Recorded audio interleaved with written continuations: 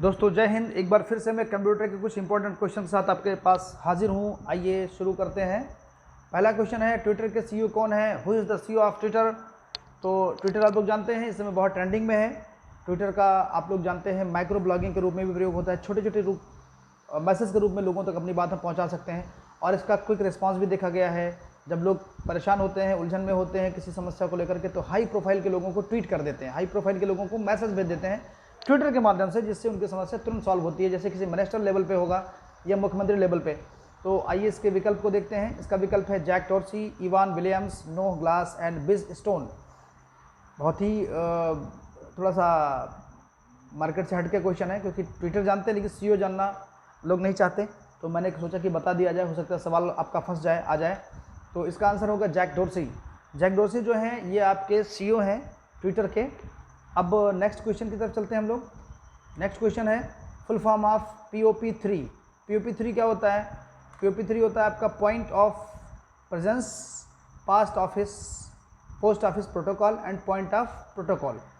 तो इसका काम होता है, मैं पहले काम बता देता हूँ। इसका काम होता है जब आप कोई मेल भेजते हैं, ईमेल जब कोई भेजते हैं, तो मेल भेजते समय दो चीज़ें मेनली काम करती हैं। एक होता है SMTP, SMTP, SMTP होता है एक सिंपल मेल ट्रांसफ़र प्रोटोकॉल, यानी कि इसके माध्यम से मेल जाता है SMTP के माध्यम से। और जो POP होता है ना, इसके माध्यम से आप मेल रिसीव करते हैं POP के माध्यम से। यानी जब POP आपका होगा तो आपको मेल रिसीव होगा, और जब SMTP होगा तो मेल भेजा जाएगा। यानी मेल सेंडिंग के लिए SMTP और मेल प्राप्त करने के लिए POP। तो इसका जो होता है पोस्ट ऑफिस का काम होता है। पोस्ट ऑफिस का भी काम आप इसको ऐसे याद कर सकते हैं कि इसका पोस्ट ऑफिस का काम क्या होता है? लेटर को डिस्पैच करना, आप तक पहुंचाना। लेटर आपका पहुंचाता है, तो आपका ये हो गया post office protocol. Next question, sorry answer देख लीजिए। पोस्ट ऑफिस प्रोटोकॉल मैंने बता भी दिया, यहाँ पे आंसर देख लीजिए इसका हो गया। नेक्स्ट क्वेश्चन की तरफ बढ़ते हैं। What is OLX? OLX क्या है? C2C, B2B, B2C, C2B। अब C2C क्या है? जब कंज्यूमर टू कंज्यूमर कोई काम होता है, मतलब ग्राहक से ग्राहक का कोई काम होता है, तो वो होता है C2C। मतलब एक कस्टमर ने दूसरे कस्टमर को कोई माल बेच दिया, तो दैट इज C2C। B2B, जब एक फर्म दूसरे फर्म को, यानी इसमें हो गया फर्म टू फर्म। एक फर्म मतलब एक एजेंसी, एक दुकान दूसरे फर्म एजेंसी को आप माल बेचती है, तो हो जाता है फर्म टू फर्म, यानी कि कंपनी टू कंपनी।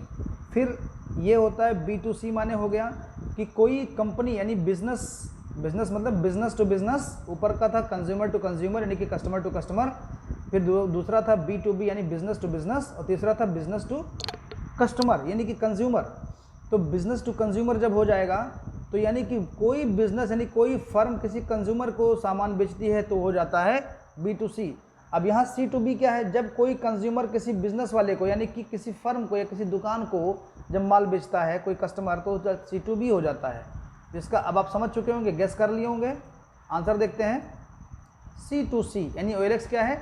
OLX पे हम लोग अपने माल को, हम खुद कस्टमर हैं और हम किसी अगले कस्टमर को माल बेच रहे हैं। मान लो मेरा सेकंड हैंड मोटरसाइकिल था और मैंने चाहा कि बेच दूं, तो मैं OLX पे डाल दूंगा और कोई कस्टमर उसको परचेज़ करेगा, तो ये C2C हो गया, कस्टमर टू कस्टमर। OLX एक मीडिएटर के रूप में काम करता है, तो ये OLX जो हो गया ये C2C हो गया। इसका अपना कोई ब्रांडिंग नहीं है, इसका अपना कोई प्रोडक्ट नहीं है, तो OLX आपका C2C हो गया।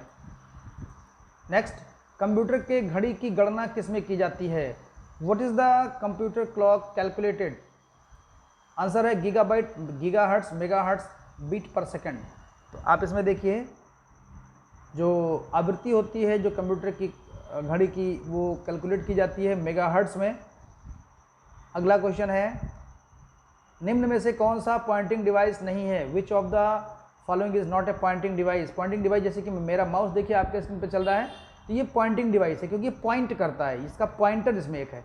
विकल्प है माउस, प्रकाशीय पेन, मतलब प्रकाशीय पेन, लाइट पेन अभी मैंने बताया था, जॉयस्टिक गेम खेलने के काम आता है, स्कैनर आपके मैटर को स्कैन करके अंदर ले जाता है, और माउस में पॉइंटर होता है। क्वेश्चन है कौन सा पॉइंटिंग डिवाइस नहीं है?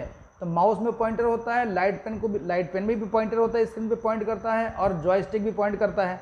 तो आंसर इसमें इसका होगा स्कैनर। स्कैनर में पॉइंटर नहीं होता, ये प्रिंटर के ऊपर लगा होता है जिसमें आप लोग फोटोकॉपी करवाते हैं। वो स्कैनर होता है जिसमें आपका फोटोकॉपी होता है, तो आपका पॉइंटिंग डिवाइस नहीं है। ये देखिए, ये आपका स्कैनर है, इसमें कुछ रख के निकाल सकते हैं या यहाँ रख के फ़ोटोकॉपी कराई जाती है। तो ये चीज़ स्कैनर होता है, ऊपर वाला पोर्शन, ये चीज़ स्कैनर है। नेक्स्ट चलते हैं। मॉनिटर कितने प्रकार का कलर डिस्प्ले करता है? विकल्प है 564, 16, 256। आंसर देखते हैं, 256, 256 कलर डिस्प्ले करता है मॉनिटर आपका।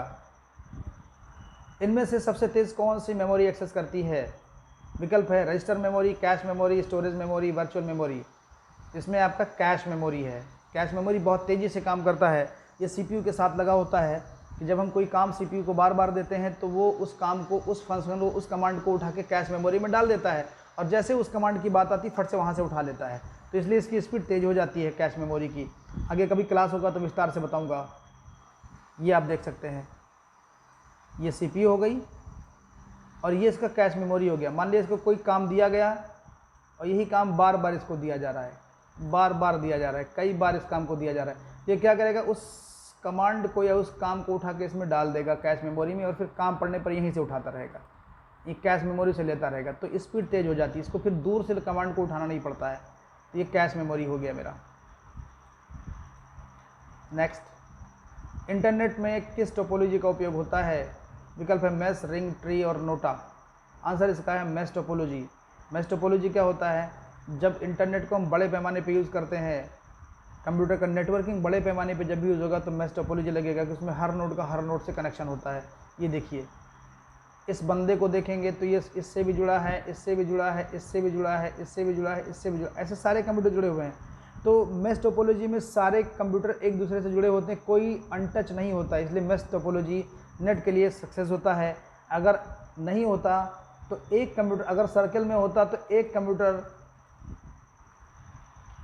कंप्यूटर अगर ख़राब हो गया तो बाकी कंप्यूटर भी नहीं चलते। नेक्स्ट सवाल, OSI open system interconnection model में कितनी परतें पाई जाती, कितने लेयर्स होते हैं? 8, 7, 6, 5। विकल्प इसका है 7। ये लेयर्स हैं। जब हम नेट चलाते हैं तो नेटवर्क में कितने लेयर काम करते हैं? 7 लेयर काम करते हैं। जैसे पहला लेयर फिजिकल लेयर, फिर data layer, network layer, transport layer, session layer, presentation layer, application layer.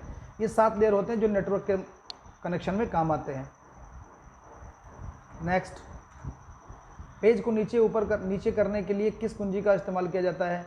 Page down, page up down. Up down तो एरो की होती है, page up, page down page को नीचे ऊपर करने के लिए होता है, तो आंसर इसका हो गया पेज डाउन। ऊपर करने के लिए page up and down arrow होता है जिससे हम लाइन को ऊपर नीचे करते हैं। यूपीआई से रिसीव्ड मनी को क्या कहा जाता है? विकल्प है पुल, नल, रिसीव्ड, क्रेडिट। आंसर इसका है पुल। हम पैसा निकालते हैं, खींचते हैं, इसीलिए यूपीआई से निकालने वाले पैसे को पुल कहा जाता है। Original name of Twitter, Twitter का ओरिजिनल नेम क्या है? TWTTR, TWIT, TWTTRS, none. इसमें आंसर इसका ए है, TWTTR। इसका ओरिजिनल नाम, यानी ट्विटर जब स्टार्ट हुआ था तो ट्विटर का नाम रखा गया था शुरू में TWTR। नेक्स्ट, ये ट्विटर का लोगो है, आप लोग जानते हैं। नेक्स्ट सवाल है, USSD द्वारा लॉन्च किया गया था, क्या लॉन्च किया गया था? विकल्प देखते हैं इसका। बैंक ऑफ बड़ौदा किसके द्वारा लॉन्च किया गया था? Union bank of India, SBI और RBI। विकल्प इसका है RBI, reserve bank of India. Reserve bank of India ने USSD लॉन्च किया था। USSD क्या होता है? जब हमारे पास मल्टीमीडिया सेट नहीं होता है तो हम लोग कुछ कोड डायल करके भी काम कर सकते हैं। जैसे कि ये चीज़ें हैं, हम लोग मोबाइल में डायल करते हैं बैलेंस जानने के लिए, कुछ भी करने के लिए, *123# या *141#।